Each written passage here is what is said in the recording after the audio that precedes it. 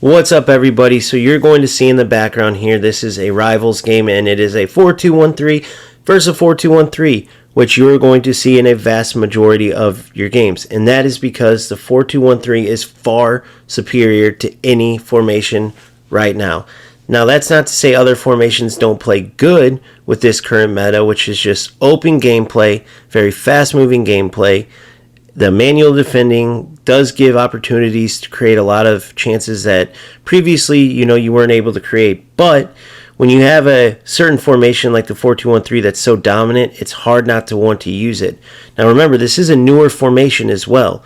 Now, if you took this formation out, like back, in previous FIFAs, FCs, whatever, there was a lot of formations that could be used in this meta. But I want to show you why it's going to be hard to replace the 4-2-1-3. And this is a prime example. You see the opponent has a ball here. Now, he made a bad pass. I had him closed down. I read his pass. He had his left winger open. If he just would have cut towards her to get a better angle and then played her, he would have had a perfect through ball, similar to my through ball here, but on the inside of his defender. Now, look at the numbers going forward here, right?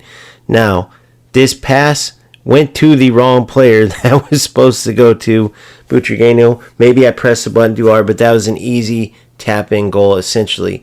But you get the point. So you see here again, if the opponent goes to his winger, the left winger, or a long switch to the other side of the field, he has his other winger. But there's always options. And you see, once I get the ball, this is more of an accurate portrayal of why the 4-2-1-3 is so powerful. There's just so many players shooting forward. You're always going to have options similar to this, and that's why it's hard not to want to play this formation. Now, there's other formations with good build-up abilities, right? But they're not so direct to goal, being so cutthroat, getting right at your opponent before they can get into position from the transition. You use counter and a high line, you win the ball, you quickly play it up the field, right? Even in certain situations where, let's say I play my CDM or my cam, right? You don't have to do much as far as movement goes to play a left winger, a striker, or a right winger. So it's hard for your opponent to even read. So we look at this play again. Pedri, he has 2-3 options right here. I mean, look again. How's the opponent going to read this? And this is all the way up the pitch. There's 2 or 3 options, and this isn't even the most potent because usually you have all these players making forward momentum. Right here, you have players that are more stagnant, and we still are able to get through. Unfortunately, we didn't finish that one off. Should have been a goal, but you get the point. It's so powerful. There are so many options that it makes it very hard, next to impossible, for your opponent to guess the right option, to anticipate the pass and switch his defender up and get him in the right spot to block. Once again, look at all these numbers here. It's insanity. Finally, we were able to put one away. This is one of these games that it felt like the goalie was saving everything, but it's just relentless. There's so many numbers going forward that you are going to be able to finish at least one off. Again, this is one of those games that was literally like 20 shots to 5, but it seemed like his goalie would save everything. In the past, it wouldn't matter how many shots you got, the goalie saving everything. But in this 4-2-1-3, there's just so many numbers going forward that the opponent just couldn't help but eventually give up a goal no matter how much his goalie was standing on his head. Now, obviously, going up against a 4-2-1-3 a lot, you're going to have to try to defend it, even though you will give up chances still because it's so powerful. The best way to minimize those chances is working your 2 CDMs. You see I have Matuidi constantly moving, also anticipating as I do there. I eventually win it back with Mendy. But the key is those 2 CDMs, constantly moving them back and forth, switching between them, trying to block off passing lanes to the cam as well as the 3 attackers, the striker and the 2 wingers. If you do that, yes, you will get some interceptions and you will hold your opponent off from making passes that they otherwise could slip through, and then they're off to the races. And then if the ball is able to slip through, you just have to anticipate it the best that you can with your back 4. Starts with your CDMs, moving them, trying to prevent those passes through, but if they get through, then you just have to be quick in switching to your defenders and close down that through ball to whichever attacker as fast as possible.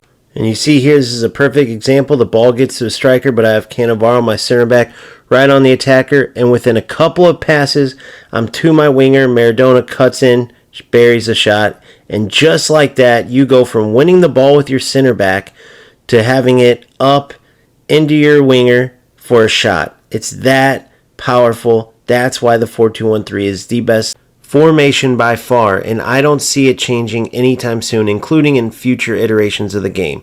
Which may be crazy to say because who knows what the future holds, especially with EA Sports. However, this is the first time where they had a game that was just in the gutter and they released a record-breaking patch. Like, they totally changed the game mid-release. So it's almost like a FC25.5 now. And you better believe they don't want to go through something like that again where the player base was at a record high as far as dislike towards the game and even hatred, to the point where many players left the game and quit altogether, which for many years EA Sports probably didn't care because they kept making money. They kept getting all these players buying and playing their game. Clearly something drove them to make drastic changes, and that means that now that they did make those drastic changes, we aren't likely to see any type of changes that could rock the boat. So what does that mean for the 4-2-1-3? It is said to be the most used formation for a long time. So there will be some players, a minority, right, that will want to challenge themselves or just want to be different, and they'll use different formations. They might even get bored of just using the same formation, and I totally get it. And definitely there are other formations viable. I just released tactics on a 4-2-2 that is extremely dynamic in the build-up. You absolutely can and will have success with it because it is a good formation. Without the AI defense, there's a lot of good formations that can be used. There's just no other formation that is going to be as potent as the 4-2-1-3 in the attack while still having that solid defensive presence. Yes, maybe a 3-4-3 or 3-5-2 or something like that, you could argue, but with a solid defensive setup as well as a extremely potent offense, there's none like the 4-2-1-3. And because a vast majority of players are going to want to win, if nothing else just to match their opponent's chances on goal, they're going to use the 4-2-1-3. So buckle down, get ready to play against it, and get ready to use it if you want to use the best and most powerful attacking formation. With that being said, keep grinding, keep having fun, and I will see you later. Peace.